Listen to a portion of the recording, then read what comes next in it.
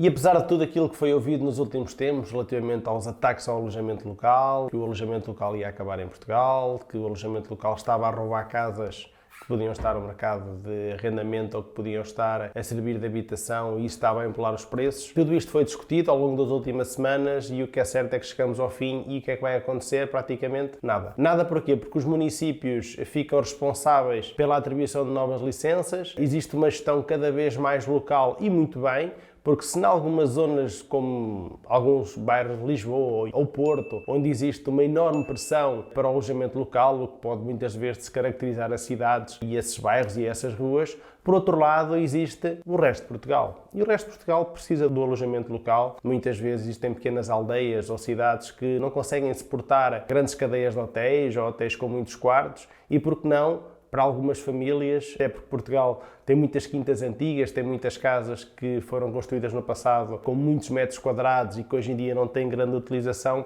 por que não utilizar esse imóvel para rentabilizar no turismo? Turismo esse que pode ser um turismo de portugueses ou um turismo estrangeiro, um turismo mais nacional, mais doméstico, ou turismo de pessoas que chegam todos os dias lá de fora. Obviamente com o alojamento local, se nós repararmos, e eu aqui estou a falar do alojamento local mais abrangente, acaba por trazer benefícios económicos a pequenas aldeias, porque essas pessoas depois vão ter que almoçar e jantar nos restaurantes, fazem compras nas lojas das aldeias e das cidades e é algo que eu indico muitas vezes aos meus clientes. É obviamente hoje em dia uma opção para investimento para um imóvel, que seja um imóvel de família, de herança, que seja um possível investimento para uma reabilitação. O alojamento local está na moda, vai continuar. Se há algo que nós temos para oferecer ao mundo, é o nosso clima, é a nossa capacidade de receber pessoas, é o nosso sol, é a nossa comida, é a nossa segurança. Tudo isto deve ser, obviamente, aumentado e exponenciado e não colocar o pé em cima. Só porque algumas coisas estão a funcionar mal, não vamos acabar com aquilo que está a funcionar bem. E ainda bem que aconteceu. No fundo, o novo decreto-lei não faz grandes modificações relativamente àquilo que é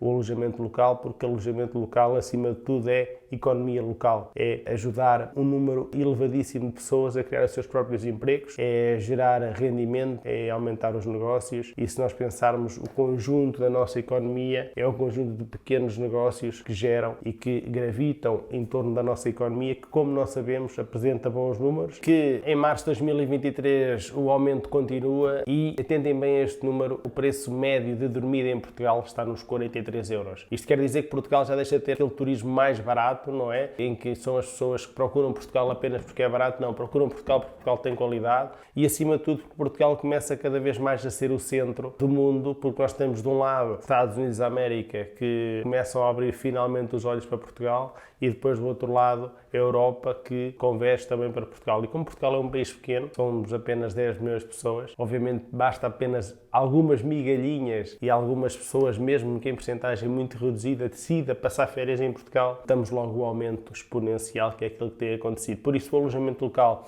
vai continuar a ser uma opção imobiliária para quem quer fazer investimento. Obviamente que é uma opção diferente, como eu costumo dizer, não é apenas um investimento imobiliário, é também um emprego ou gerar emprego, porque há uma série de serviços associados ao alojamento local, mas não nos podemos esquecer o seguinte, enquanto uma renda, o senhorio, o dono da propriedade recebe 600, 700, 800 euros por mês, uma renda razoável, no alojamento local, como podemos perceber, pode chegar a receber, em média, 40 e tal euros por noite, o que estamos a falar de 1.200 euros por mês. Isto realmente é muito interessante. Eu ainda há uns tempos atrás fiz um vídeo em Aveiro de um T1 que tenho lá para venda, onde eu falava em cerca de 50 euros por dia para o resto da sua vida. E Aveiro, principalmente aquela zona da Praça do Peixe, é altamente turística. E obviamente aqui será um excelente investimento para o futuro, para o seu futuro e para o futuro dos seus também.